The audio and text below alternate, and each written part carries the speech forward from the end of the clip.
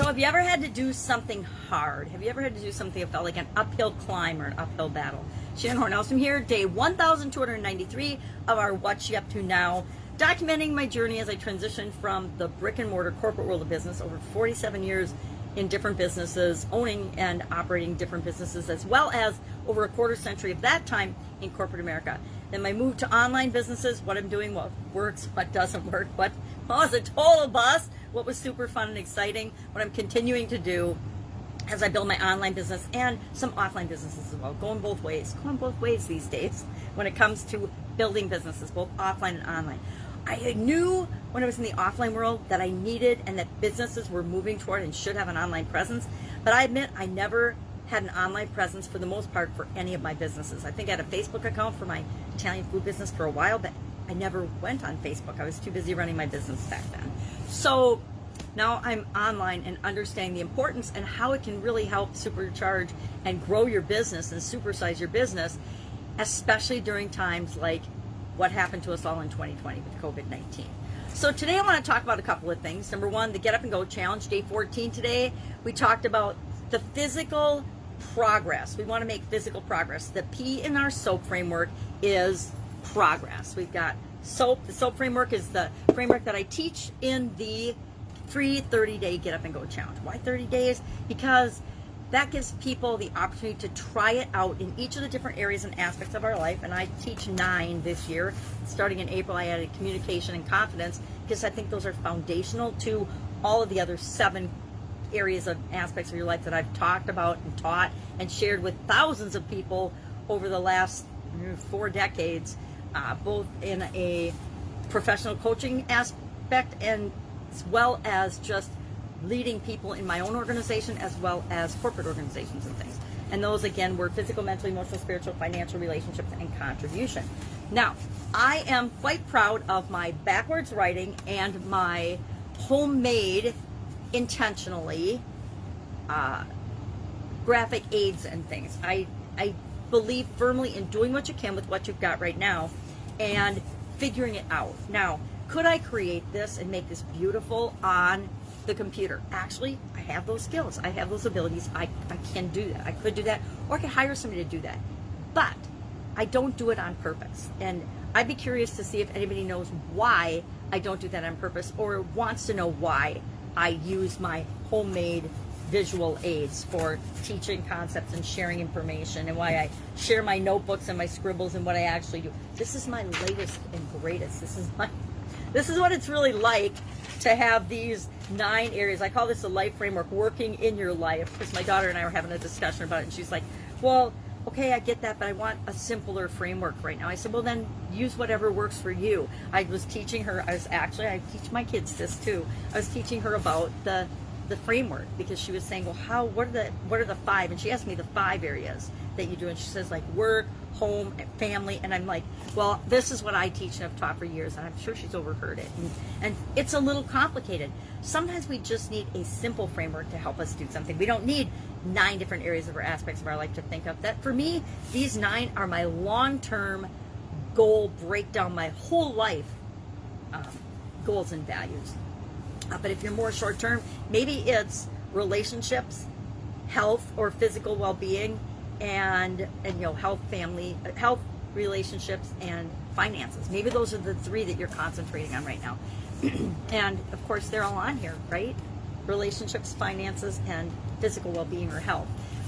But maybe it's simpler. So pick a framework. Pick and always choose and do what works for you. What works for me are simple, handmade graphics and representations. But today we were talking about, and that's why I was having this, the Lifeline exercise and how we do that. It's one of my favorite exercises and tools, and I honestly had not even remembered or been doing it on a regular basis until we started the Get Up and Go Challenge again last year. I do it every few years. I'd pull it out of my toolbox and I'd say, okay, what's going on? Is my life moving in the direction I want it to in each of these areas and aspects or not? And sometimes, depending on what was going on in my life, like when I was getting my divorce, it was kind of dark times, I'm not going to lie. It was the end of something that I was one of those people that got married and thought I'd be married my entire life. I had made that commitment. Fortunately, my husband didn't make that commitment too. So we can only do what's right for us. So that was a dark time. So when I did this Lifeline exercise during that period of my life, it felt like heavier and that my life was going in the wrong direction. And then guess what? I gave myself an attitude adjustment and I decided I get to decide what everything means. And was this really a dark time, or was it really a shift in perspective and a huge opportunity for me to actually create and do and be and have and live the life that I'd always wanted to, but I felt like I couldn't because, or I shouldn't because of other obligations and other commitments I'd made. So today we talked about the Lifeline exercise. And again, it's just a snapshot, like a snapshot. It's a point in time of you looking at your life and saying, well, where am I with my physical well-being? Where am I with my relationships? Where am I compared to yourself? Only ever comparing yourself to yourself. And then this is like my ideal. This would be my perfect levels for anything would be up at the top. Always moving uphill, right? We're always going uphill. So guess what? We always are in an uphill climb or an uphill battle. If we're not, then we're downward spiraling, or we're going in the opposite direction of what feels right or what is right for us. And we all have periods of that, right? Our lives don't go in a nice straight line or a nice straight line up. They go like a roller coaster ride, up and down, up and down, up and down, based on what's happening in our life, what kind of events are happening. People come in and out of our lives for a short period of time or for a reason. Events, things happen to us in our lives. I honestly believe every experience we have, everything that happens to us is an experience to show us something or teach us something. And I didn't just decide that overnight. I decided that after hundreds and hundreds and thousands of personal experiences that I fought against and I pushed against, and I was like, I didn't like what had happened, and so I pushed against it. And the more I pushed against it, the more negative aspects of that showed up in my life. And if I pushed against something that happened, guess what? It happened again to me. Not in the exact same situation, not in the exact same scenario, not in the exact same format, but similar enough for me to finally get through my thick skull that lesson was in my face. That kept happening because I kept making the same choices, or I kept making the same decisions, or I kept behaving in the same way. And until I decided to take personal responsibility and change my reaction, my behavior, my actions, my emotions, my thoughts and feelings around the topic, it was going to keep popping up in my life, right? It's like the person that dates the same type guy or same type woman or whatever you're into over and over and over again. It's the person that's attracted to the narcissist or control freak. I actually dated several super duper controlling people, and then I married one because just dating them didn't teach me the lesson. I had to marry one for 25 years and then realized that I didn't want to be married to a control freak. I didn't want to be married to somebody that thought they needed to control me. So that's actually a good example of that in my life. And I didn't think of it until just now, and boy, is that a light bulb going off. So Lifeline exercise helps us to see some of our own patterns, some of the things that we're doing over and over and over again, and so that we can decide, is that a pattern I want to continue, or is that a pattern I don't want to continue? Because sometimes there's things that we do that are totally working for us and moving us in the right direction, right? I am a morning person, an early riser, always have been, and that actually works for me and in a positive way contributes to many areas and aspects of my life. But I can see, if I go back and look through my Lifeline, that has been positively contributing, unlike the relationships with control freaks or narcissists doesn't work for me. And so I decided at some point to change that, but I had to have a bunch of lessons until I actually got it, could see it. Our idiom today was about an uphill climb for Supersize Your Business.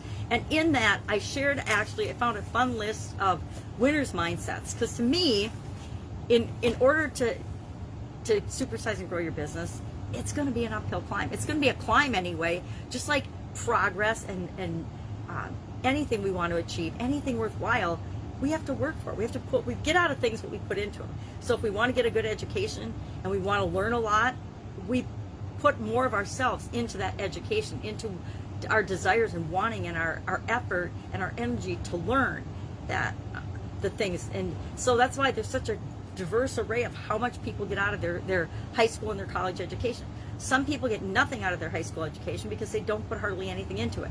Other people, the same is true of college. They get a little bit out of college, they barely scrape by and graduate, but they didn't really put much into college for learning. They put a lot of partying and a lot of social and a lot of fun aspects of college, but maybe not the learning so much. Now, other people put a lot into their education and studying and learning and get the most that they could out of their classes, and they had a much different college experience than the people, everybody has a different college experience. Everybody has a different everything experience. So today I just shared the importance of having a winner's mindset, because if we realize that it's going to be an ebb and flow and a challenge, and we're going to have difficult times and we're going to have easy times, then when the difficult times come, we can accept them and push harder through them, knowing that after the tough times, the bad times, good will follow if we just push through it. It's like a rainstorm. If it's raining and stormy, we know it's not going to be stormy and rainy forever. We know the sun's going to shine again.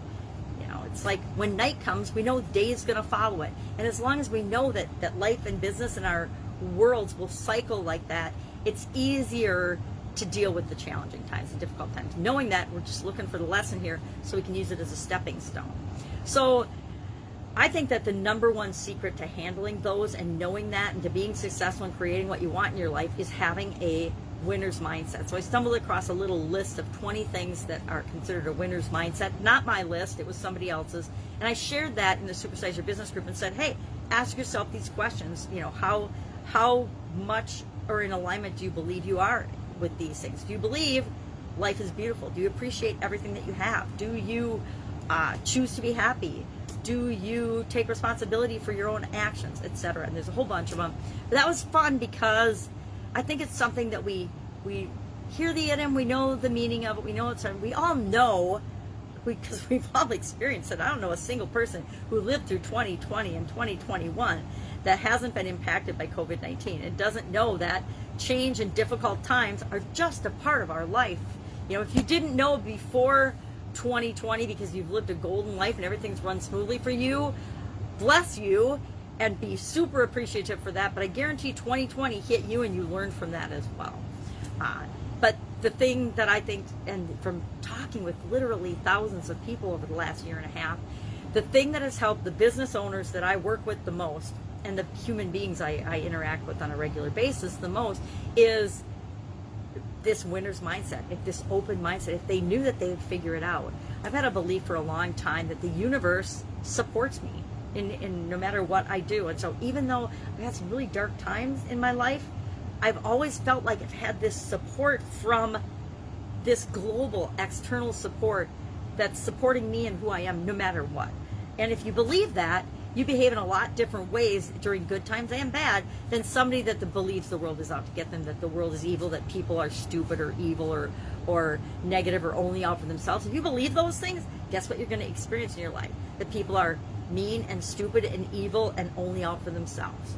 All right, so that was Supersize Your Business, the winner's mindset. I think it's fun. I like to share things like that when I find them because I catch myself going through them and doing a quick little self-evaluation and saying, well, you know what? In 2010, I definitely wasn't feeling this way in a lot of areas and aspects of my life, and look how that turned out. In 2020 and 2021, I definitely have adopted the vast majority, if not all, of those particular winner's mindset beliefs, and they're who I am. Many of them were who I was even when I was struggling, but they're definitely more who I am now. Our challenge from our annual challenge today to do one thing every day that centers us was about stealth kindness, and I actually really love this one. Or doing good, not kindness. Kindness is good to me, but about doing good, and doing good, but not thinking you have to go out and shout it and tell the world that you're awesome, and because that's just bragging and egotistical. If somebody else says something about you and tells the world that you did something great, that's one thing. If you have to go out and brag and tell the world that you did something great, that comes from ego, or actually low self-esteem, which is, I think ego is a huge sign. Overactive ego and bragging is a huge sign of actual low self-esteem and not thinking you're good enough. If you're out showing pictures, this is so blatant online and on the internet world, and I didn't notice it as much in the real world, offline world, because I was too busy doing my own thing.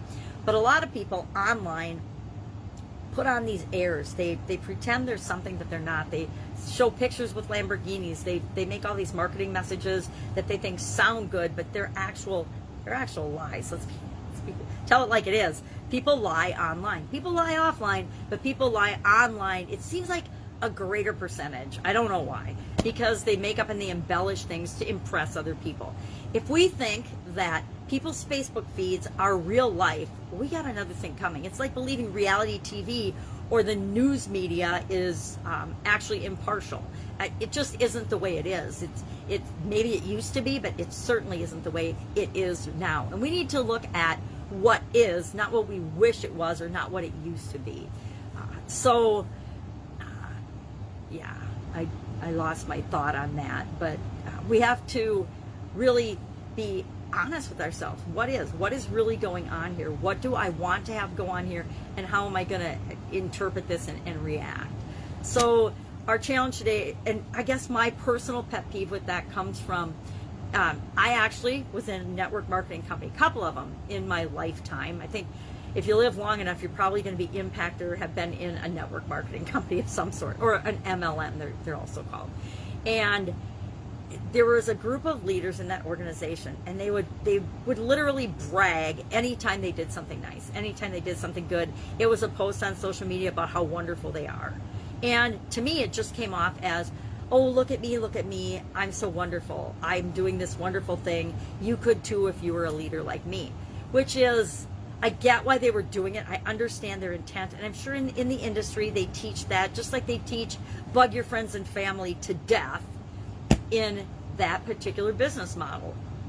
I don't like it. There's things I love about that industry. I love the personal development and growth and of the MLM network marketing industry. I hate the tactics and the strategies and things that they do, and they continue to teach that have been long since dead in the water and ineffective. And instead of replacing them with things that are effective, they continue to let people try and fail at things that haven't worked for 20 or 30 years.